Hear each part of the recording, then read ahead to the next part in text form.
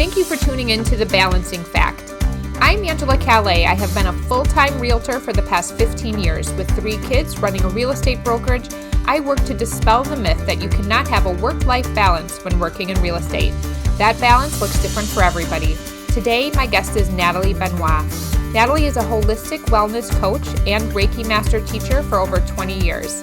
Her mission and passion is to teach individuals to naturally heal body, mind, and spirit. I could not be more excited to have Natalie as my guest today.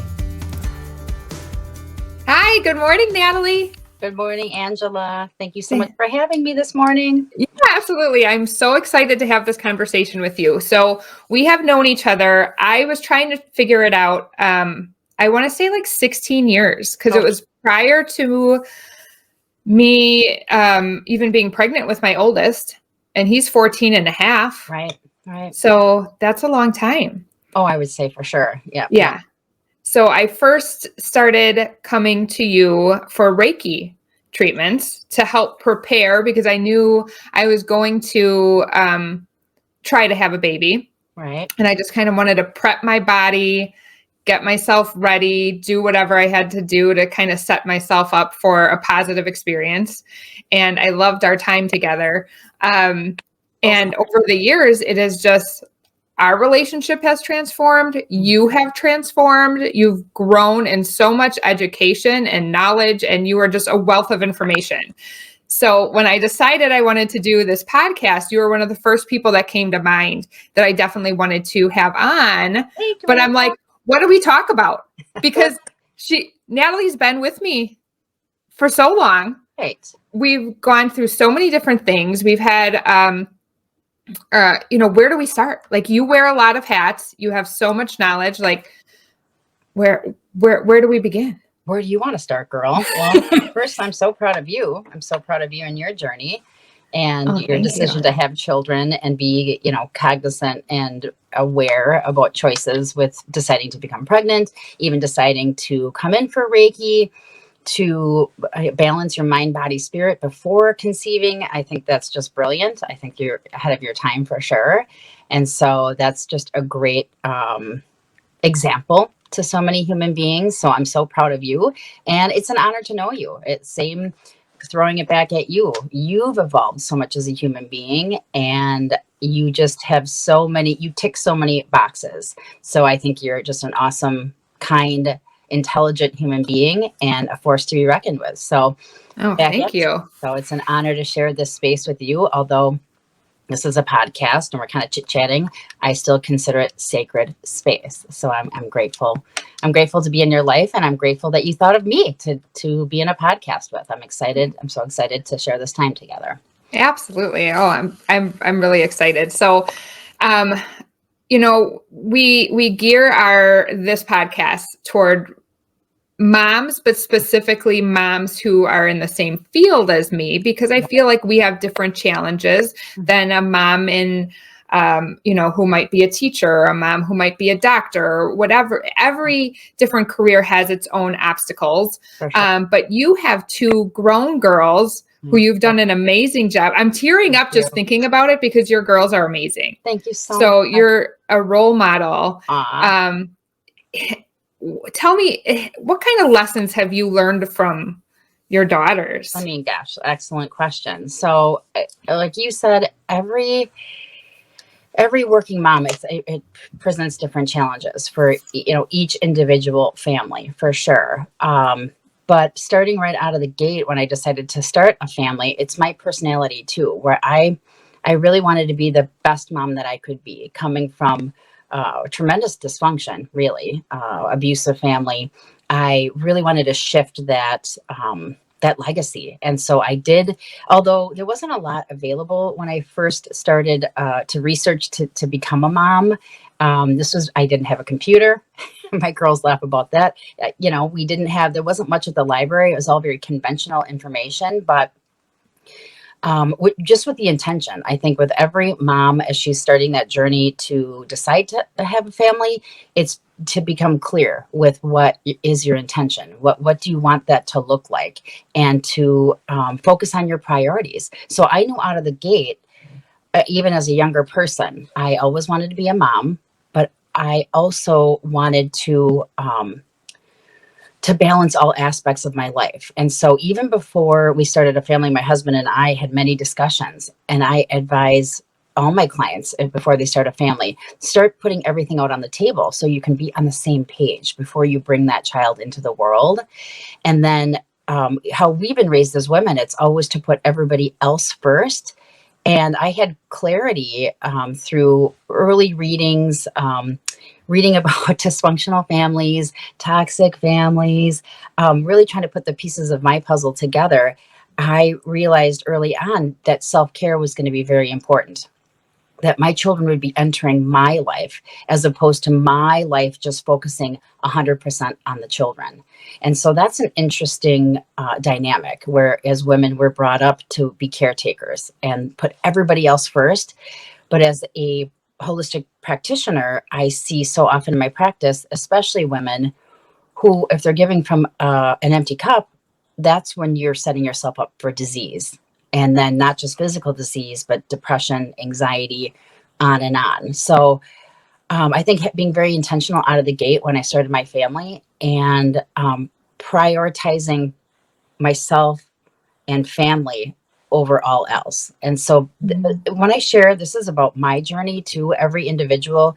They're trying to figure out their own path, but to have clarity. And I find that the hard work and being so intentional out of the gate, now I have a 20 and a 22-year-old, the hard work and really taking care of myself, prioritizing my family while working, while opening my own business, all the pieces of the puzzle kind of fell together. My belief system is that when you really are intentional, when you focus on what you really, really desire, the universe gets behind you. And so I wish, I had this language much earlier in my life, but, starting at 31, starting my family, gosh, better late than never. And the payoff has been so great. So I've just had really the luxury of prioritizing self, family, the children, and then frankly, my job last. But interestingly enough, it's like when you focus on the family and the family dynamic. So for my husband, then I was very clear about asking for help. And, and when the girls were littler, it's like age appropriate. Like they started doing like little chores at 18 months, like simply putting their shoes underneath the bed. So I created a system that works. So age appropriate chores by the time the girls were in grade school, where they would have simple chores. Like, this is a great tip for moms of grade schoolers. Every evening, I would just set a timer for 10 minutes where they would just bust a move to loud music to maintain their room, put things away, put folded laundry away, put some of their toys away. So 10 minutes a day. And then on weekends, they were responsible to neaten their room and vacuum. So mama didn't have everything to do herself. So it's really family management. It's like when you are a mom, to be the CEO of your family and not get caught up in overwhelm. Because even though I'm saying I had so many ducks in a row, certainly we all have days of overwhelm for sure. But when you're asking for help, making sure your partner or your spouse is assisting. If you're a single mom, definitely asking for help, having, other people in your life to assist you for your day to day. But the focus, I made sure that when my girls were, even infants, to make sure I was getting enough rest. And so this is real where, infants, people say, take a nap when the baby's napping. Well, I learned very quickly from a recovering perfectionist that I wasn't going to utilize that time for cleaning. I was going to utilize that time for rest, because I saw very soon, because I did suffer mastitis, which is a breast infection from breastfeeding, but it's from doing too much. So I learned pretty quickly to try to balance between doing and resting. And I learned pretty quickly to enlist help, conversations with my husband, and that we had more balance of, although, he was working full-time out of the home. I was working part-time out of the home, where I needed more help because kids are full-time. Kids are full-time. So asking for help. So it's always a constant negotiation between myself my children and my husband. And I think for us, even as when they were little kids, we would have meetings on Sundays. So everyone had a voice. Everyone knew what expectations were, what the schedule looked like for the week, and where everyone could be heard and nothing was off the table. So I think, yeah, when you kind of come together as a family once a week, whatever that works for you. And then we also prioritized, but we also had the luxury. I'll be clear about that. My husband makes his own schedule. For years, I did work outside of the home as a bartender and a waitress and a holistic nutritionist, holistic health coach. Those don't seem like they line up, but works for you. Yes, ma'am. But the days when I wasn't out of the home to bartender, waitress, we had family dinners, and I can't underscore that enough either. And for some families, it's difficult if the dad works till 7 or whatever that looks like. So then you prioritize on weekends, or it's really focusing on where the family system can succeed, and that quality over quantity. Yeah. I pretty much have had the luxury of having both quality and quantity, but focusing on quantity is the most important for those moms who are super, super busy. And then I'm talking about having dinner every night together. And some of the moms are like, oh, I wish. Wouldn't that be great? Yeah.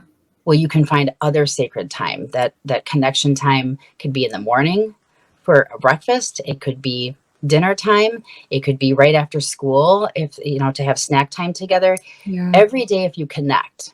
What I found really is if everyone's needs are met. So that's the husband, the wife, the children, however many that you have, intending on having their needs met and that their voices are heard. And then the rest really falls into place. So it was hard work, girl. That's real. Yeah. But being a mom, no matter what, is hard work. But I find that being more of an attachment parent, being really aware and present, really trying my best to meet the kids' needs, it absolutely was exhaustive, but the payoff is so incredible. Now I have the 2 adult daughters, where starting young with responsibility, gosh, even when they were in grade school, I'm not kidding. Not one time did I check their online portal for grades. Yeah. Not once. So when you start young, where I'm putting it like, you should be so proud of yourself, instead of I'm saying, I'm so proud of you. I'm saying you should be so proud of yourself. Your hard work, your dedication. Yeah. And then I trust you. So here's the thing. Do your personal best. The luxury is my 2 daughters, their personal best has been A's. But may I say, I'm kind of all over the page here. One of the keys to my success for raising the daughters, which I was intentional, that's real. Am I a good parent? I'm a pretty good parent, but I would say for our journey, I grew up certainly nutrient deficient, for sure. We did not have enough nutrition growing up. Much American diet, poor family. For my daughters, being really nutrient sound, they were well behaved. They had very good grades. But I think brain chemistry is balanced when you're very nutritionally sound. So having said that, the work of making sure my daughters had healthy, wholesome meals paid off 1,000-fold. That made my job so much easier. We didn't go, and I ask my husband too, often, I'm like, am I delusional? Were the girls naughtier than I remember? Or because I hear different stories or terrible twos? We did not go through that. Yeah. We did not go through that. And it wasn't because I was an authoritarian parent or they were frightened. I swear it's because they had enough nutrients and omega-3s for their brain function, and their gut was healthy and whole from having their microbiome, having probiotics and things of that nature. So I think nutrition for the children made my life so much easier. It made this job as a parent so much easier. What did that look like for you? And I think you said a few things that I think are amazing takeaways. One, I got goosebumps when you said that these children were coming into your life. Yes. Like, hello. I've never, like, what an important shift and way to look at that, because, and I get goosebumps just saying it again, because I think as a mom, we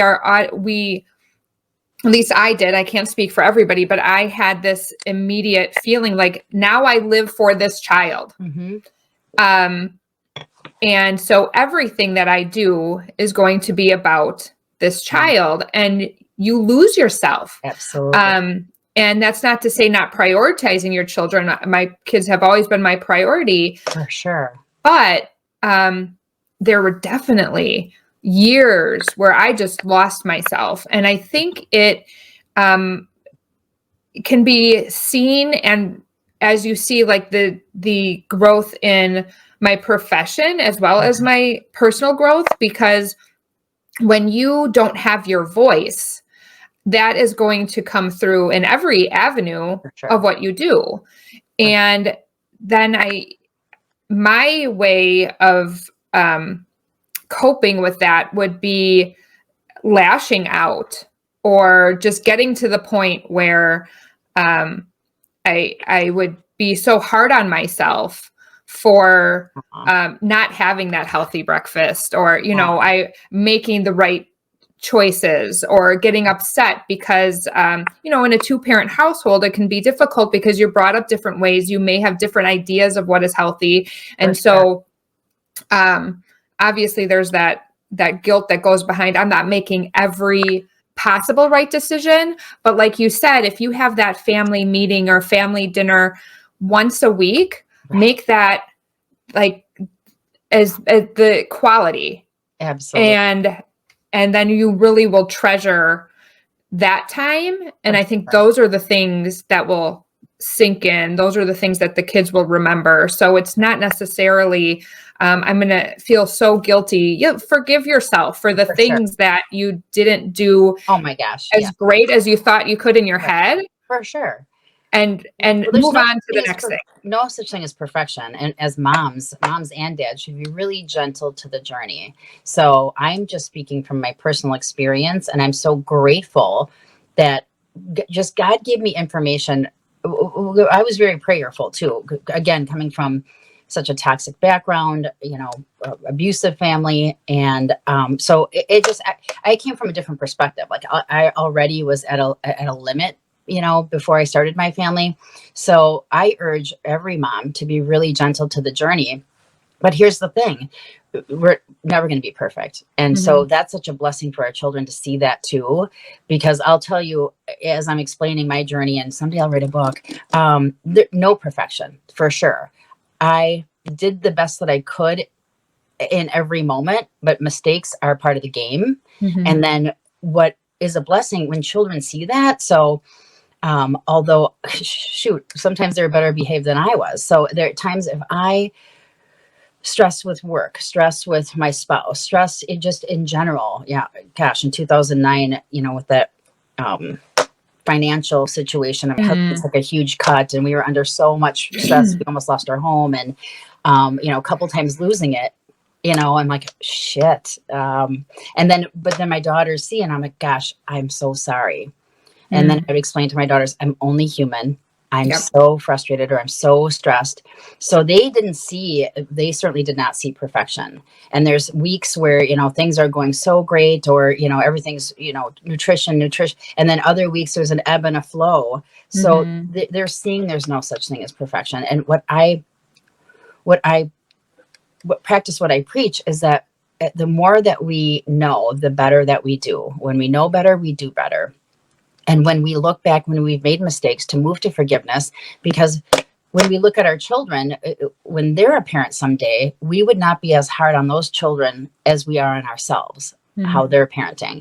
And I find that there's some stepping stools here. My husband and I, boy, have we stepped up our game compared to our parents. And so my prayer is that my daughters really step up their game compared to our parenting. Like you keep evolving, you live and you learn.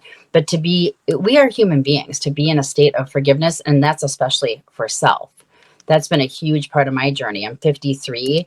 At about 40 years old is when I really shifted into forgiving myself. Like, damn, I am doing so much better. Why don't I keep looking at the wins as opposed to where did I fail? Where did I make those mistakes? Because let's be clear, that's how, I mean, I was very intentional, but I was also not in the know. There was again, I didn't have, you couldn't like Google something, Yeah. and the books, the books were there of what the convention was offering. So boy, my first pregnancy. So again, I'm a holistic health practitioner with an emphasis on holistic nutrition.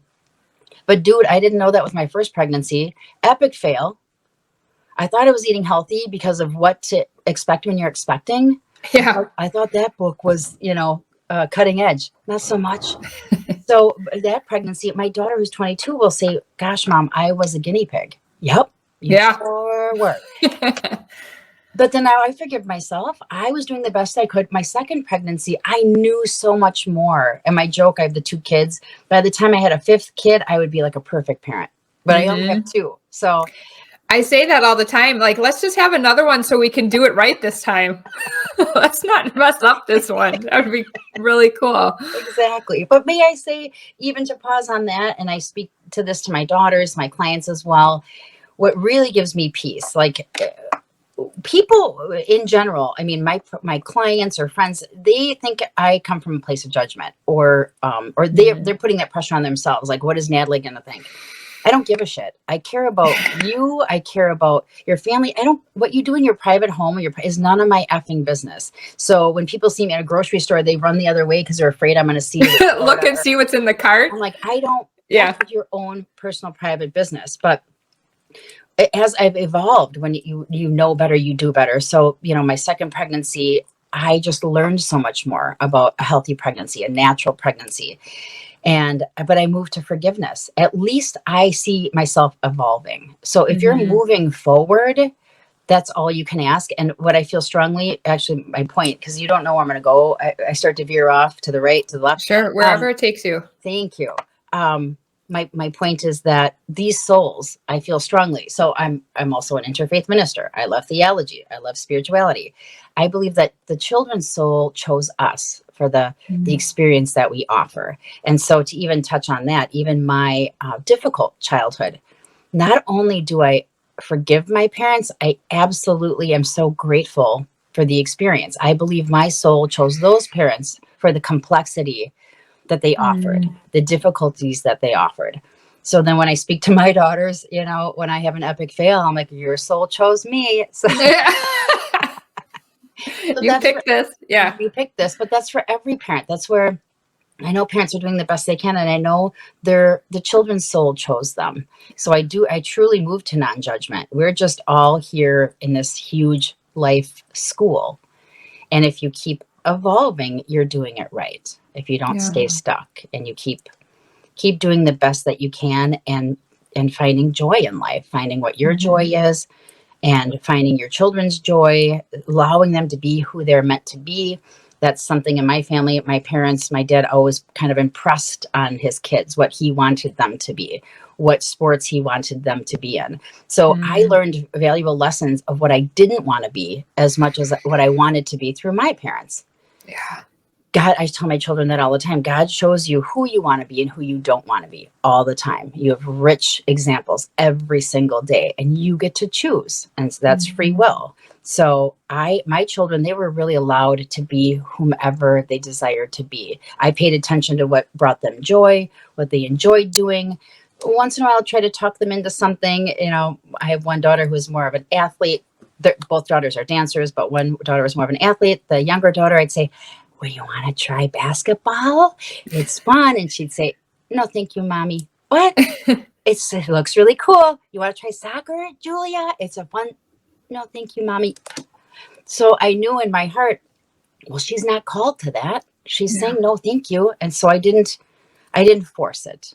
When they played different instruments, I didn't force it. If you sign up for something, you want to finish the season or you want to finish that particular commitment, but then that's it. If you decide it's not for you, there was zero pressure from my end, allowing them who they're divinely intended to be, because that's really the end goal, that we're really all here to support whatever that individual, whatever they're divinely intended to be it a spouse, be it a friend, be it a child.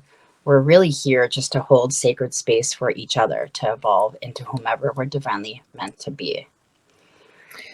Oh boy. Jesus help us. Cheers. Yeah.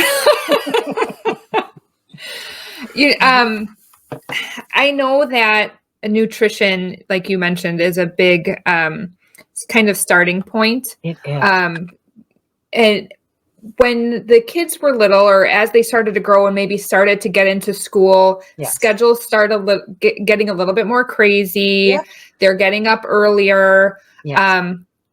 What did a healthy breakfast look like on a good day for your family? And then maybe on one of those hectic, crazy days, what is the substitute? Well, that's an excellent question. So, as I talk to other parents, as I counsel other clients and things of that nature. So there's both. So for sure, because early on, I started to prioritize nutrition. So with all due respect to every family and every mama out there, I do say out loud though, if a client says, well, I don't have time to cook, or I don't have, that's a belief, not a truth. That is a belief, not a truth. So we need to shift where's the priority. And so as a holistic nutritionist, my goodness, that I want to scream from the mountaintops.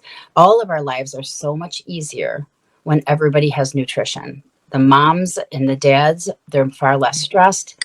There's less, what would be infections. The children are so much better behaved. So it is so worth it to put the time in. So what I learned early on is we became a whole food family. I was 31 years old when I accidentally cured myself of all my diseases because my daughter, who was breastfed, was very sick as an infant, and then learned a fantastic book by Dr. Michael Schmidt. It is called Healing Childhood Ear Infections.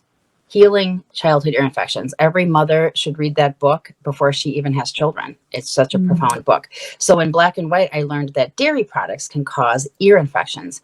All the specialists didn't discuss that. The ear, nose, and throat specialists, they talked about tubes in her ears. So I cut out dairy, went to a whole foods diet, and my daughter never had another ear infection. And I accidentally cured myself through food. It was a miracle, but I was also pissed at 31, sickly all of my life. Like, why didn't anybody ever? But I'm also 31. So is that rocket science? But it goes to show I was also indoctrinated. I was also blueprinted with our culture, the American diet, the ease of packaged foods and processed foods and things of that nature. So when I healed myself, I'm like, damn, game is on. No, there's no going back. Now I feel well. I'm not suffering. And then now my baby's healed. So that became a huge priority for us. So I suggest it's like for moms and dads to really start to lean into wellness. It's preparation. It's preparation. It's so for our family, Sundays was a great day for me in the morning hours to prep food for the week. So, and when even my girls were pretty damn tiny, they would have to ask. They would definitely have to ask, but I had baggies filled or little snack things filled. I had fruit, like oranges already peeled in little containers, mini carrots, blah, blah, blah. So they could grab and go. So both my daughters are very early risers. Their mother is not.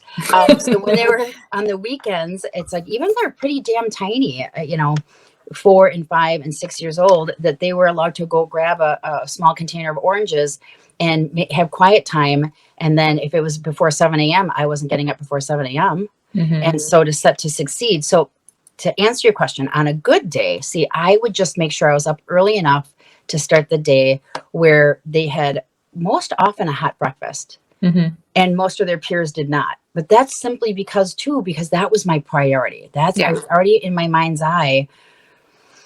I would make sure I get a decent sleep. So I felt like, strong enough to get up, make a decent breakfast. Most often it was like scrambled eggs with a vegetable like broccoli or asparagus, onions, and then a smoothie. That most often, really, you could ask my girls, really, throughout from kindergarten throughout high school, like people in high school, my daughter's like, nobody gets a hot breakfast, Mom. And I'm like, you're welcome. But on the days, let's say it was a weekend, and then they didn't have to study on Saturday morning. You're on your own. Go grab, I don't care if it's oranges or carrots or an apple. Then I see most families are having the hot breakfast on the weekend. we're having the hot breakfast during the week so that they were really nutrient sound, Yep. focus. So we kind of flipped that script. So, but were there times? Certainly, there's times where I had to be out of the home early and they were on their own, or if I wasn't feeling well. I mean, there's a million hypotheticals where then they knew to, have a banana and, maybe some almond milk, and that was their breakfast for the day. But we always, when people say, well, what do you girls snack on? Or what are they? Fruits and vegetables. But that's how they were raised. And so it's like nothing unusual. And so when they bring snack for school, it would usually be a fruit. And lunches. See, I did set myself to succeed. Both my girls were making their own lunches by kindergarten. So what kind of complaint? So I'm making the breakfast. They're making their lunch. Yeah, they knew what to choose. Yeah. And so, but I had that all available for them. And, they could just grab and go. So most often during the winter months, on Sundays, I'd make a soup or a stew. And then I would help to warm it too. And then they'd have it in a thermos, and then a fruit and a vegetable, maybe some nuts. And that would be their lunch throughout the winter months. The warmer months would be a big salad, including some type of bean, some type of nut or a seed, homemade dressing, hummus and carrots, perhaps. And, when they're in middle school, both daughters are like, people ask me, why are you on a diet?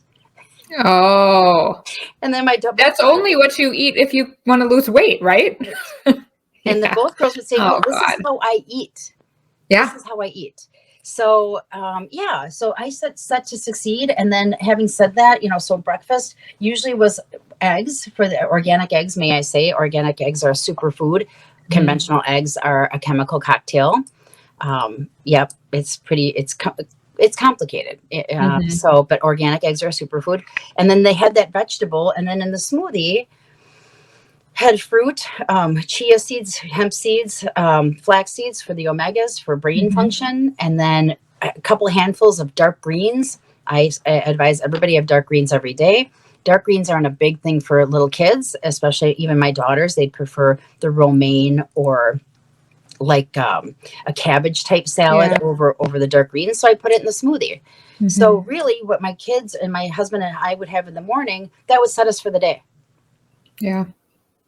And then sometimes I would just, let's say I had to be out early. I'd make smoothies in the evening. That worked. My sister did that for years too. She's like, I don't organize the time well enough in the morning. You can make them in the evening. Yeah. And have them grab and go. And then the kids can have that smoothie and then grab something else. I don't know, banana or carrots or. Well, and that smoothie can be filling enough sometimes. Oh, absolutely. My one son, when I make smoothies every morning, I would say there's a couple times a month where they don't get a smoothie, and that's just how it is. For sure. But I have one son who'll drink the smoothie and is like, Mom, you want me to eat the eggs too? Like, I'm full. And then my other son would be taking another one out the door if he could. That's true. Yes. And it might differ based on the day, but sometimes that smoothie can be a meal.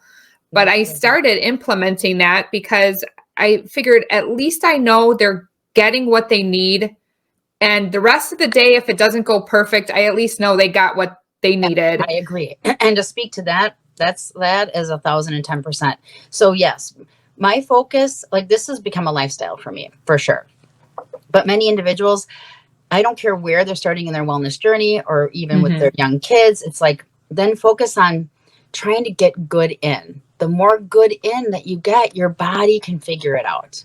So you're absolutely right. So if you're having something great to start their day, they're getting those nutrients, those vitamins, minerals, enzymes, they're going to be all right. No matter what their choices are for that day, you're really setting the stage and they're receiving those wonderful nutrients to start the day. Yep. Yeah.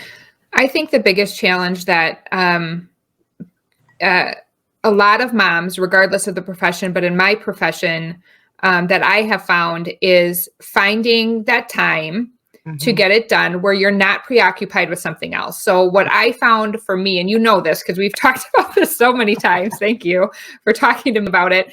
Pleasure. Is, knowing that I wanted to do these things and constantly making the excuse of, well, my clients need me. I have a deadline. I know I have 30 emails in my inbox waiting for me. Yeah. And then, you kind of have that wake up moment where, and for me, I just said, how bad do I want it? Right. I don't want it bad enough, because if I really wanted these things for my family or for my morning, or selfishly for myself, because I would feel better knowing that they got what I wanted them to get. I didn't want it bad enough. Right. And I would kick myself for not doing it. And that's not helping anybody either. So it's about prioritizing, making that time. So here's the when thing. I started getting up earlier, right. And I don't look at my work phone. I don't check my email. I don't go on social media. Sometimes I'll post like a pretty picture of the breakfast I make for the kids. I'm like, ooh, one today. Yeah, hey. Love it. Let's inspire, this, I just, and it's not in a way to say, hey, look at me. It's like, hey, you can do it too. Hey, I didn't think I could do this. There were years where I just kicked myself that my kids were eating cereal in the morning. Right. And yeah, they had their almond milk. So I thought that was my win. Maybe that was my win. It was your win. So, I had to, like you said, prioritize and make that the important thing for my day. Right. Well, here's the thing. It's really, so you're kind of beating yourself up. So I'm glad you're moving to forgiveness. I think checking the emails, and this is my fault too. My husband had to get on my ass and say, can you put your phone down, Natalie? So I've been much better at boundaries as well. Well, my clients need me. Yeah, they do. But we need you more.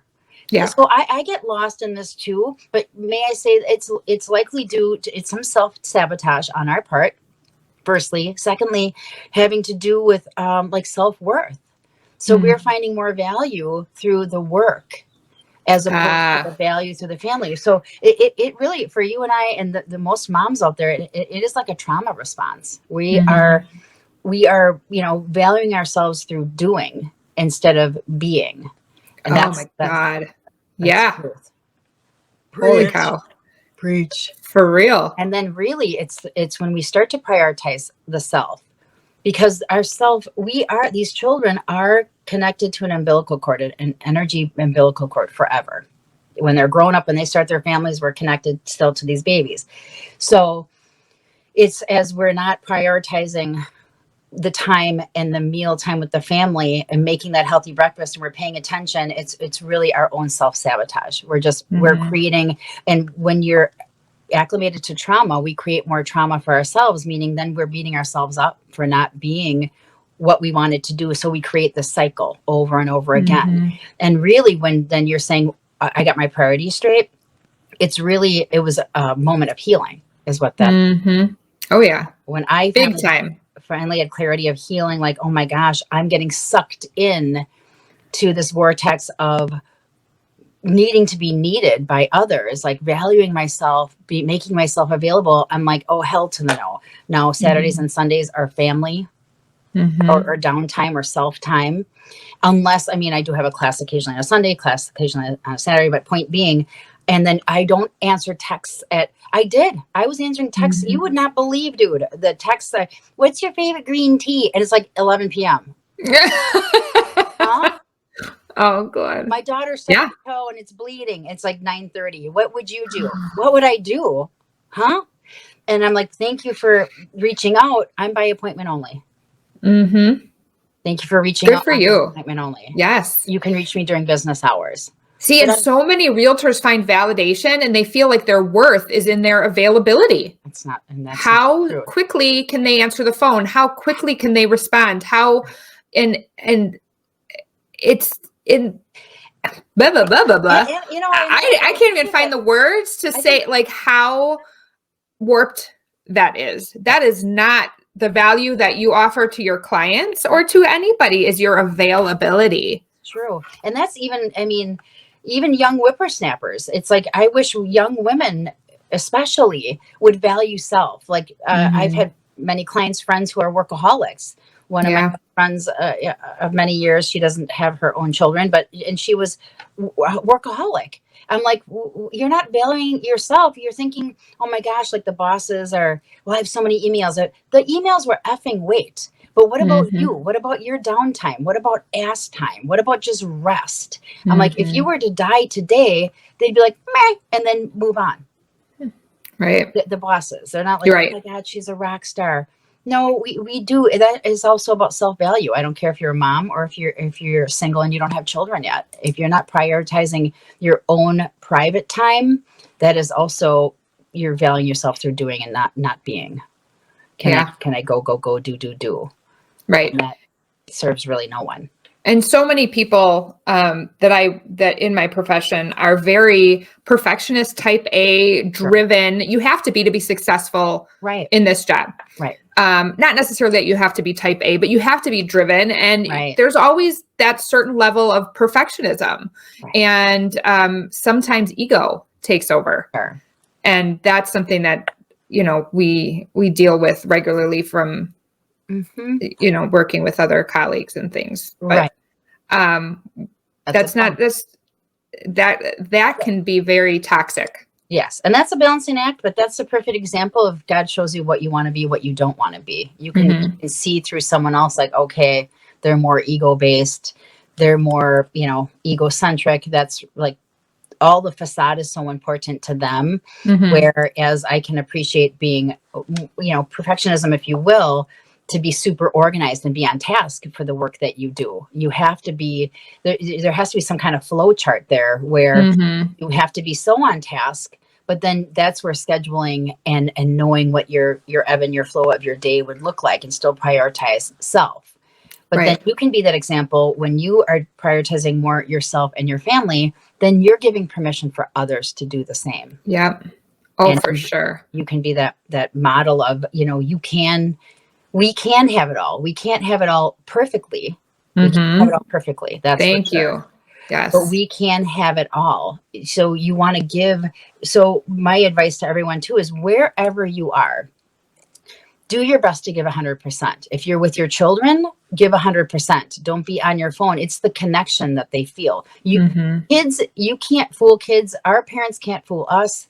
There's that whole hierarchy. Energy is energy is energy. When you're present, they know it, they feel it, but then that fills their cup, that fills your cup. And then when you're with a client or you're on a call, then you're 100% with that instead of being distracted here. So it really is kind of chunking out your day for sure. And then have your own quiet time. That was always a priority to me. I happen to love to read, and the luxury of going back to school when my kids were little, the luxury was that I did love to study. Thank you, Jesus. But then I made that a priority. So I wasn't like most of my peer group. They know every movie. They know all the different shows. Well, my priority is reading. So I was studying, which was a luxury. But when my kids were down, that was my downtime, that sounds the contrary, but I enjoyed it. So studying. Now I'm not studying anymore, but I'm still reading in the evening hours. But that's me time. That's downtime that I enjoy. And that's a priority. And so every family, it's like, well, you have to find the time for the priority. Yeah. So for many families, I have clients as well who are moms. Then they're doing their prep at the nighttime for breakfast and for the dinner the next day because their early evening is so batshit crazy busy. It's really, it's navigating this crazy life and fitting in. Planning is everything. Planning is everything. But prioritizing self is really important. And then, not competing, not in constant competition. Yes. We want to be in competition with ourselves. Are we better than we were the day before? So if that person, maybe their sales are higher because they are available 24 hours a day and they're exhausted, well, good for them. Then they're the highest in sales.